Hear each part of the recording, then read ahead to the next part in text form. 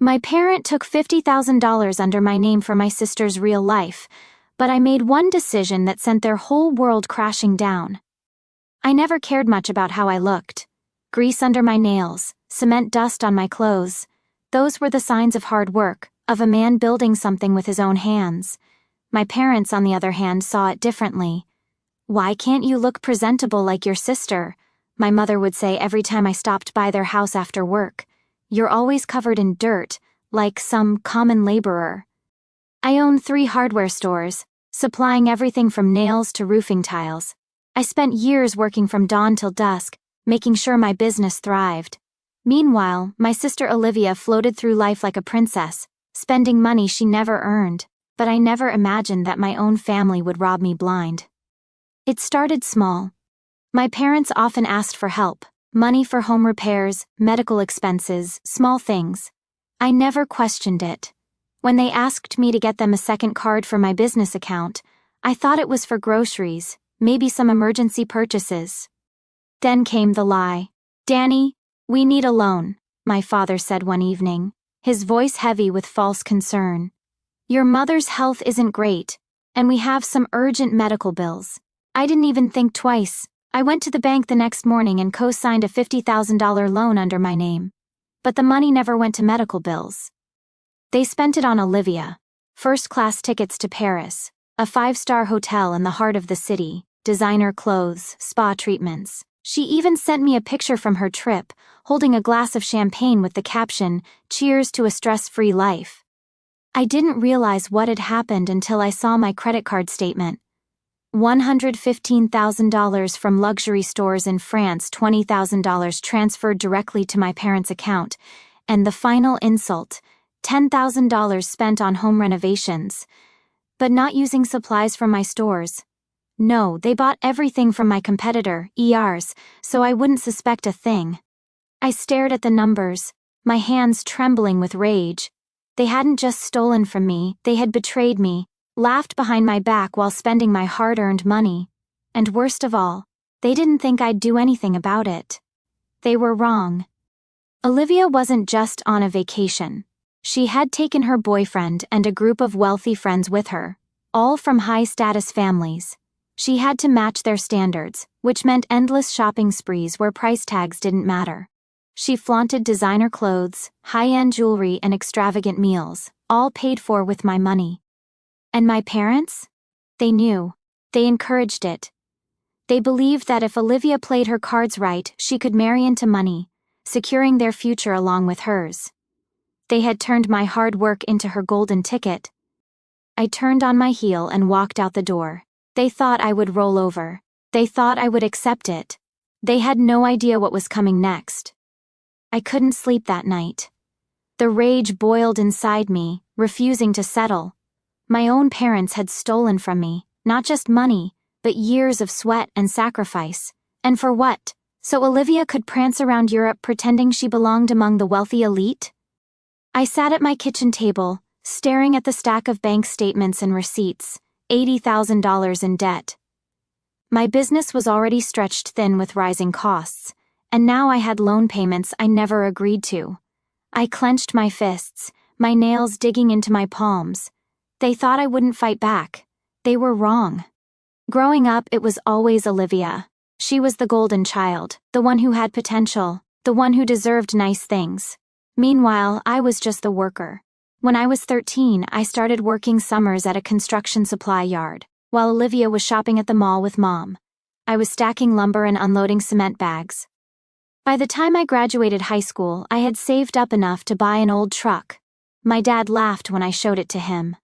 "Jesus, Danny, couldn't you have picked something that doesn't look like it came from a junkyard?" I didn't care. That truck got me to job sites, helped me pick materials, and eventually became the first work vehicle for my business.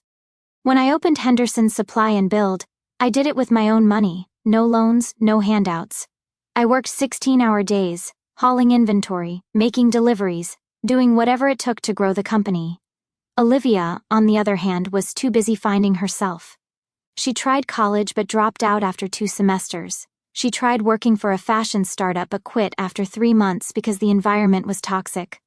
Then she decided she wanted to be an influencer. My parents bought her a top-tier camera, paid for photography lessons, even helped her rent a fancy apartment downtown to create content. She never made a dime from it. And yet, when she demanded a luxurious European vacation to network with high-value people, my parents didn't just agree, they stole from me to pay for it. At first, I didn't understand how they had pulled it off. They knew I monitored my business expenses closely, so how did they manage to steal so much without me noticing? Then I looked at the receipts again. They never bought anything from my store. Every single purchase, every bag of cement, every roll of insulation, every gallon of paint, was from my competitor. They went out of their way to make sure I wouldn't see the transactions on my inventory logs.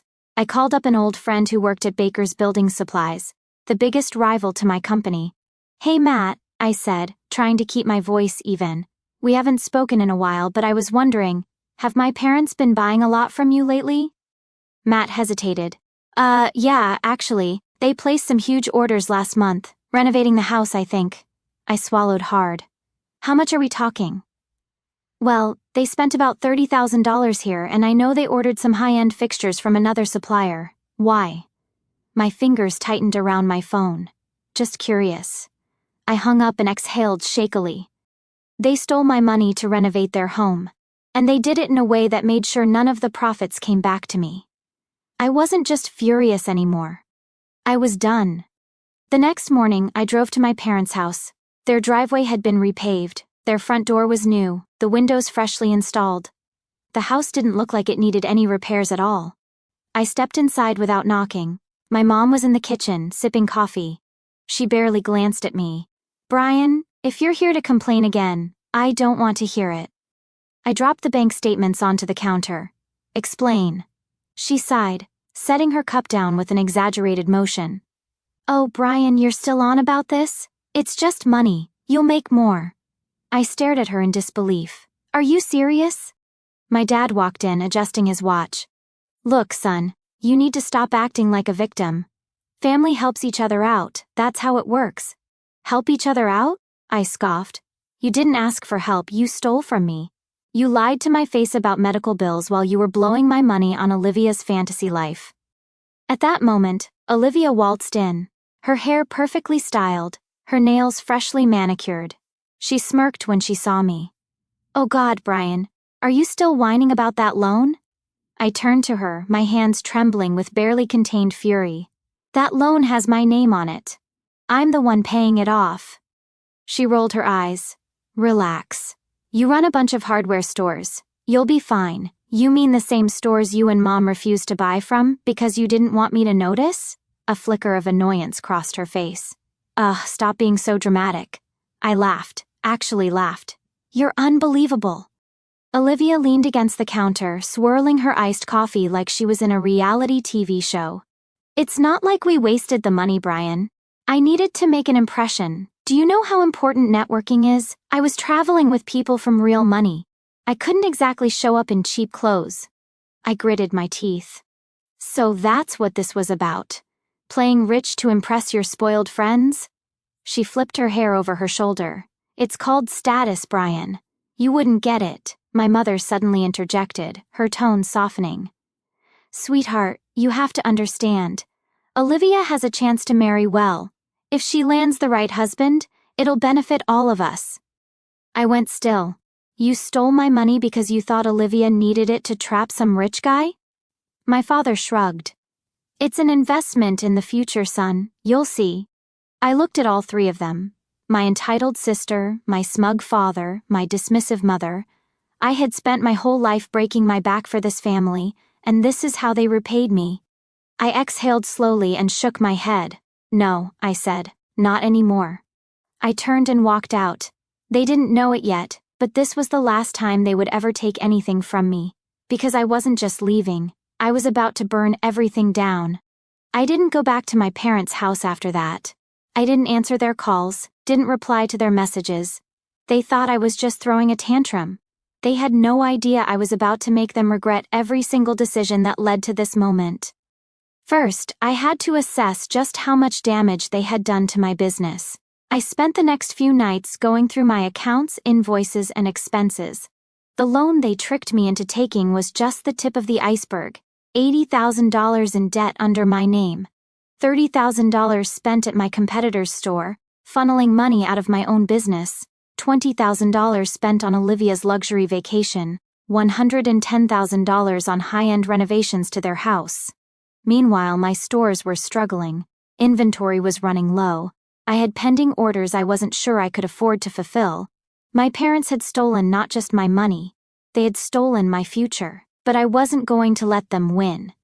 I knew my parents were comfortable, too comfortable. They thought they were untouchable because they assumed I wouldn't fight back, so I made my first move. I walked into my bank the next morning and froze every single account they had access to.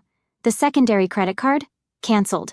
The account where I transferred money to help them with bills? Locked. The automatic payments they had set up? Declined. Within hours, my phone blew up. "Mom, Brian, what's going on? I can't withdraw money. Dad, call me now." "Olivia, WTF, Brian." My rent payment bounced. I smiled. I wasn't done. Next, I went to visit my accountant and my lawyer. "Brian, you should have come to me sooner," my lawyer Mark said as he flipped through the loan documents. "This is fraud. You have every right to press charges." I had suspected as much. My parents forged some of my signatures on certain documents, particularly where they authorized charges I never agreed to. "Can we prove it?" I asked. Mark smirked. "Oh, absolutely." That night, I sent my parents a message. "I know what you did. I have the bank statements, the receipts, and the proof of forgery. You have 48 hours to pay back every cent, or I take legal action." Silence. Then my dad called. I answered but didn't say a word. "Brian, son, let's not blow this out of proportion." I laughed coldly. "Blow this out of proportion. You stole from me." "It's family," he said, his voice dripping with fake patience. "You need to understand." "No," I cut him off. "You need to understand. Either you find a way to pay me back, or I take this to court." "Do you really want to do this?" His voice dropped, taking on that authoritative tone he used when I was younger. "Think about what this will do to the family." I gritted my teeth. "I did. That's why I'm giving you a choice." He exhaled sharply. "Fine, we'll figure something out." But I knew him too well. He wasn't going to pay me back. He was going to try and outmaneuver me. 2 days later, I found out exactly how. A friend who worked at the local real estate office sent me a message. "Hey man, just a heads up. Your parents have been asking about refinancing their house. They're trying to pull out equity. Thought you should know." I clenched my jaw. Of course, they were going to take out another loan to cover their mess, and probably make me pay for that too, one way or another. I wasn't going to let it happen, so I made another call to my lawyer. "Mark, I want to file a fraud report, and I want to put a lien on their house." He whistled. "You're really going all in, huh?" "They stole from me," I said simply. "I'm just returning the favor."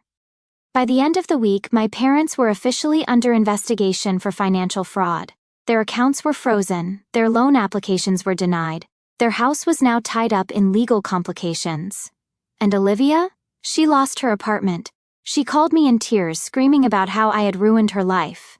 "You did that yourself," I told her calmly. "You and Mom and Dad." "But I didn't do anything," she wailed. I laughed. Exactly. I wasn't done yet. With my parents out of the picture financially, I refocused on my business. I met with my suppliers and renegotiated my contracts. I cut costs where I could, secured a short-term business loan under my own terms, and started rebuilding what they had nearly destroyed. And then, just to twist the knife, I made sure my parents' social circle knew exactly why they were struggling.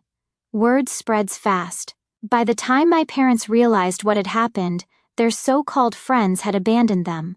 No more fancy dinner parties, no more business favors, no more free handouts.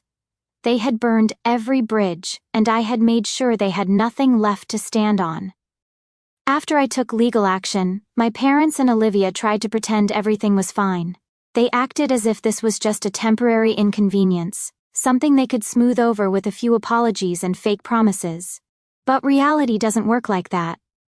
My father was the first to crack under the pressure. He had always been the proud, confident one, the man who looked down on my work, the one who told me I'd never amount to anything. But now he was a financial pariah. Once word spread that he had been caught committing fraud, his friends and business connections cut him off immediately. No more favors, no more golf club invitations, no more easy deals. I heard through a mutual acquaintance that he had tried to secure a loan through an old friend. The friend laughed in his face. "You had a son who could have set you up for life, and instead you robbed him." My mother wasn't much better off. She had always been the type to maintain appearances, the woman who cared more about how our family looked than how we actually treated each other. When she realized that their friends were turning on them, she panicked. She started calling relatives, sobbing about how I had betrayed them, how I was being cruel and punishing them over a misunderstanding. It didn't work. Most of them already knew the truth. Instead of sympathy, she got cold replies. "You stole from your own son, Linda. What did you expect? You did this to yourself. You always spoiled Olivia, and now you're paying the price." I later found out she even tried to ask my grandmother for money. Grandma's response: "Sell your house. You have no right to ask for help after what you did." And then there was Olivia.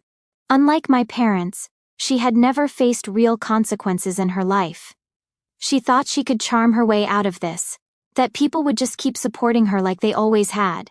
But when the rent on her luxury apartment bounced, her rich friends ditched her immediately.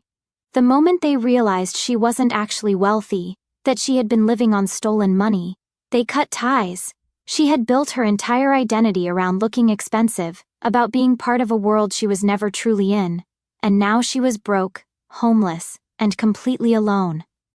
A month later I got a text from Olivia. "Brian, I'm sorry, can we talk?"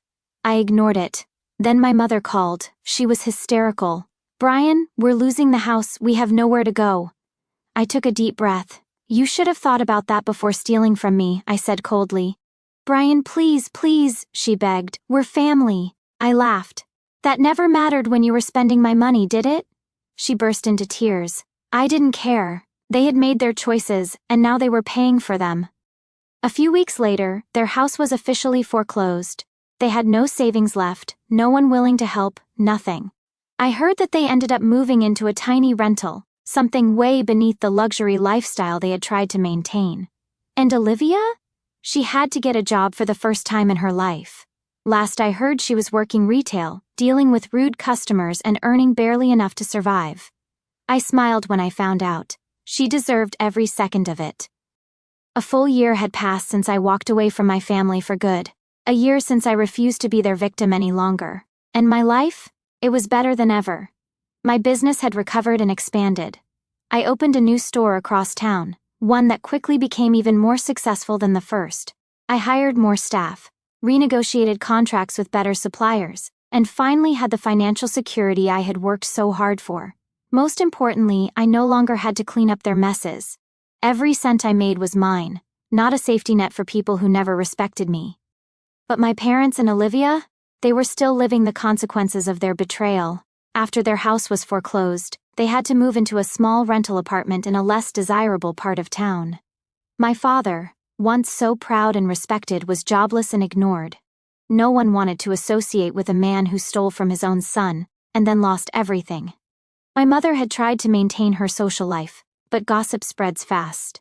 The women she once considered friends now treated her like an outsider, whispering behind her back about how they had heard things about the way she and Dad had scammed their own son. And Olivia, she had fallen the hardest. Without access to unlimited money, she had lost all her rich friends. The moment they realized she wasn't actually wealthy, that her luxurious lifestyle had been funded by stolen money, they cut her off. She had to take a real job for the first time in her life. I heard through a mutual acquaintance that she was working retail, spending her days folding clothes and dealing with angry customers. The same girl who used to mock me for having dirty hands was now working for minimum wage. I should have felt sorry for her, but I didn't. She had laughed while spending my money. She had called me dramatic when I confronted her. Now she was drowning in the mess she helped create. One evening after closing up my store, my phone buzzed. I glanced at the screen, unknown number. I already knew who it was before I opened the message. "Mom, Brian, please. I know we made mistakes, but we're struggling. Can we just talk?" A few seconds later, another message. "Dad, we're still your parents. Whatever happened in the past, we need to move forward as a family. And then the final message. Olivia, Brian, I messed up. I know that now. I just want to talk. Maybe meet up? Please. I stared at my phone for a long time, letting their words sink in. They thought they could just come back. They thought a few empty apologies would make me forget how they had betrayed me, stolen from me, humiliated me. They thought I would save them. They were wrong. I sat down on the bench outside my store, feeling the weight of their words. I could still hear my father's dismissive voice telling me I would never be successful. I could still remember my mother calling me dramatic when I discovered the truth. I could still see Olivia rolling her eyes, acting like my suffering was a joke. They were desperate now, not because they regretted their actions, but because they had lost everything and they wanted me to fix it. I exhaled slowly, then typed my response. No. You're not my family anymore. Then I blocked their numbers for good. As I put my phone away, I looked up at the bright neon sign above my store, Henderson Supply and Build. I built this. I made this happen, without their help, despite them. For the first time in my life, I was truly free, and it felt good. It's been a year since everything went down, and I wanted to give you all an update and maybe get your thoughts on something that's been on my mind. First off, I just want to say thank you to everyone who followed my story and supported me when I was at my lowest. A lot of you gave me advice that helped me stay strong when I was doubting myself, and honestly, I don't think I'd be where I am now without that. So where am I now? Thriving. My business is stronger than ever. I have financial security, and for the first time in my life, I'm not carrying my family's weight on my back. Cutting them off was the hardest thing I've ever done, but it was also the best decision I ever made. But here's the thing. A few days ago, I got a message from an unknown number. It was Olivia. She wasn't angry. She wasn't demanding. She just said, I get it now. I really do. And I'm sorry, I don't expect anything from you. I just wanted to say that. I didn't respond. I don't know if I ever will. But it got me thinking, did I do the right thing? I know they hurt me. I know they stole from me, used me, humiliated me. And I know they only reached out before because they needed something. But what if, after losing everything, Olivia really did change?